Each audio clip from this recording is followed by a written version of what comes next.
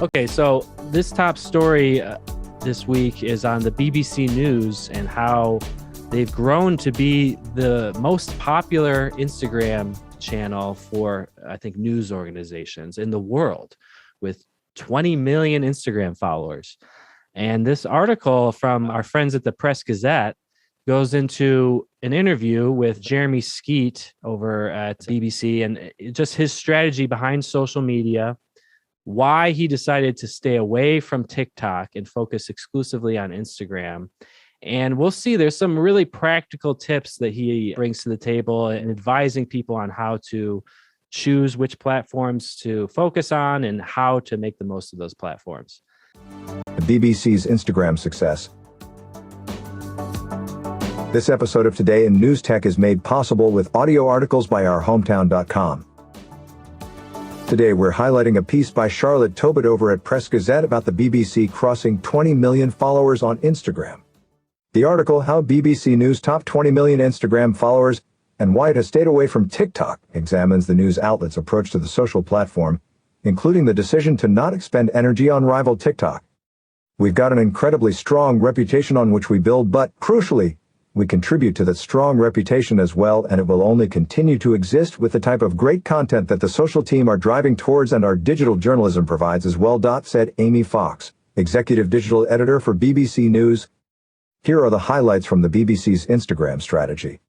Laser-like focus on the audience. Regular posting. Creating more explainers, especially in relation to COVID-19.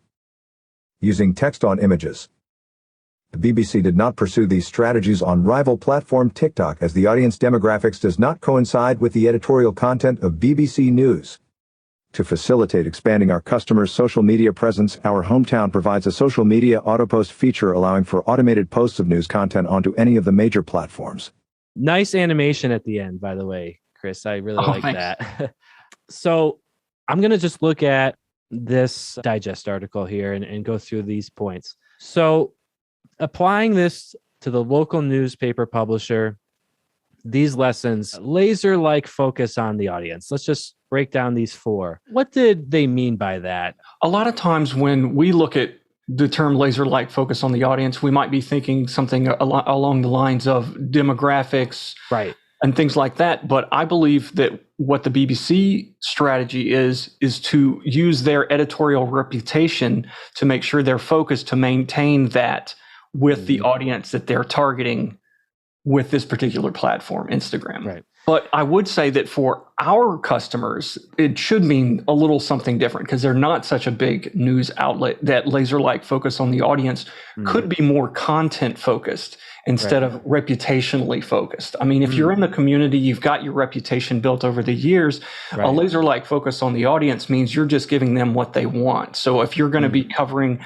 certain stories on Instagram because you want to attract maybe some of the younger demographics in your community, covering sports events, live events, parades, any of these kind of things where a short form video Instagram might be a valid way and an engaging way of getting people to know that your coverage is there, and through whatever machinations you want to put together, get them to know about your site and come get more content from your site is the end goal, of course. I mean, one thing, laser-like focus on the audience. So this is all in the context of choosing Instagram to focus on over TikTok, or, to do TikTok and Instagram. In the case of the BBC, absolutely. Yeah, they just feel that their type of content really was served by the TikTok platform. It serves a completely different type of content and a different type of audience. It is a different type of audience. I think it would be fair to say that they are the two contenders for the youngest audience. So if you could think of it like they're trying to reach a younger audience, they want to add one platform. They decided Instagram because Amy Fox, the executive digital editor, used the word mature. That's what I was looking for. That's the perfect word. To define it as opposed to TikTok, which is a bit more up and coming. That's right. Heard a lot about TikTok. There's certainly big numbers that people are chasing there, but it's really about connecting with the audience in the most effective way possible. So let's look at their account and just talk about some specific examples. There's a couple things going on here. We've got the posts, video posts, but then you've also got image posts. And that's not really an option on TikTok. It's not a practical. You could have a video that's just a still image, but people don't really do this on TikTok. It doesn't make sense. It doesn't fit in there. So they want to put out this type of content that's like a storyboard of an article. So they can tell the story in a series of images or a series of images with text on them. That's how it's most commonly done. Here's just a one sentence headline, more details. Oh, interesting. You got a little animation. The point is that it's a mix of still and video. A platform that works well with static images is a good option for newspapers because a lot of your content is just images. So you could take a featured image from an article and then just take the headline and superimpose it on the image. There's two levels of putting text on the images too. We should probably talk about, right? You can do that in Adobe and create the image and it's a flat image with the text in it. Or you could put the text as you're uploading it into Instagram. Have you experimented with that, Chris? I feel like you probably have on our platform. I've looked at the options, but for me, it's just much more easy and have a lot more control just to do it in something like Photoshop. So I can control exactly how it looks. Right. But a lot of these platforms do offer annotation. Instagram's kind of like they used to have stickers a lot, but you can do some sort of visual composition on these.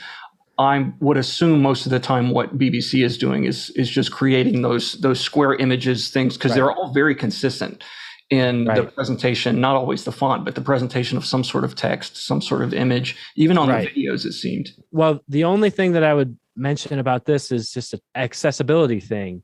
Absolutely. I think, I mean, Instagram, it's all about images, but if someone is using a screen reader on Instagram, it won't be able to read this text. It would be able to if it was embedded within the Instagram app and it was like a sticker, like you said. What the BBC News is doing, you can't just copy that. You got to look at why they made the decisions and then take that as a framework and apply it on your smaller publication. So creating these slideshows with text added in Photoshop requires a whole production team just for Instagram. And they do have those resources. So they mentioned they have a 10-person team just for the Instagram account. There you go. Right. So they're heavily invested in it. They made that decision based on maintaining the reputation and all that. But we're talking about the BBC. At the local newspaper, you don't need to do this. It's like the 80-20 rule. 20% of the effort to get 80% of the benefits. So just getting images out on social media, getting your brand out there, getting information to people, even if it's just a still image, that's the featured image, and the headline here is in the description. Obviously, this is optimal. This is something that we can work towards, but you don't need to say, I can't do Instagram because I can't do it like the BBC does it. I think we just want to take little bits from this and apply what we can. We could say that the social media auto post feature has a lot of different options for how you want your content to appear on the target platform. That's the bottom line point that I want to make here is that with regular posting, this second out of 4 key strategies that they applied, regular posting, that applies to every social network. That's just how they're built. They are designed to reward people that post the most and have the most engagement. So the only way to get into that category is to post as much as you can and, cast a wide net and hopefully get a lot of engagement on some or all of those posts. So our solution to that is automating that whole process. You turn on this plugin, social media auto posts, and every single article published on the website will be reformatted for the social media platforms. So it'll pull the featured image, put it on Instagram, put it on Twitter and Facebook, everything. I like this because it really plays into the platform agnostic approach of it. You don't need to create, like he talks about here, Jeremy Skeet, the social director, creating videos solely for TikTok. I think that's very insightful on his part. He didn't just take Instagram video and say, throw it up on TikTok too. He understands that TikTok is a totally different user experience. Users on there have different expectations.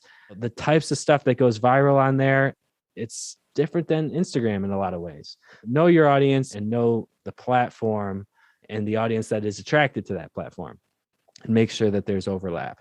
Creating more explainers. We talked about that quite a bit with the images, where it's a slideshow of images rather than just a block of text under the image. I think that's interesting. Those are the key points there. As we've talked about before, we talked about with Damien, it's not like unlimited resources. You can't just be everywhere all the time. There is time involved in every social network for most people, especially these niche video ones. You kind of have to create it specifically for them. So think carefully about getting into it before you do.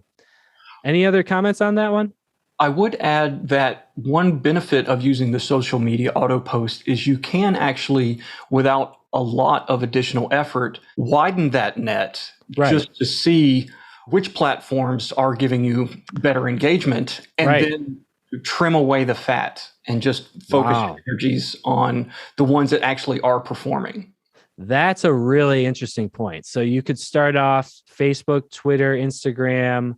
Those are the big ones, and LinkedIn maybe, and just see at a starting point, you're going to have different audiences on each one. So you'll have to take that into consideration, but see how they perform on an automated level, and then pick the winner, and then just put more into that. Because the auto poster is just going to put up the text articles. If you have video content that maybe you're just putting on YouTube now, you could say, okay, let's run auto post for a month, see which is the most successful social network, and then we'll put all our videos on that too, natively, because that's an extra step. Put it natively on Facebook. That would be one way I would take that information and apply it. That's a really good point, Chris. A follow-up with that, being able to focus on the audience, if you do cast a wider net with the auto post, you may also be able to get a little bit of insight into which types of your content are more attractive to different platforms. And then if you decided you wanted to actually put some time investment into that, you could make sure that certain categories go to certain platforms, or some things like that, where you could kind of customize it that way, at least from that starting information, once you've gotten a little idea about how your content performs. Thanks for watching Today in News Tech, the podcast on innovation in digital journalism. You can follow us on Facebook, Twitter, and subscribe on YouTube or any of your favorite podcast apps. We'll see you tomorrow. At our hometown, we help newspapers build WordPress websites, design native apps, and develop digital subscription models. If you are interested in a free prototype of your publication on WordPress, go to ourhometown.com and click the Contact Us button.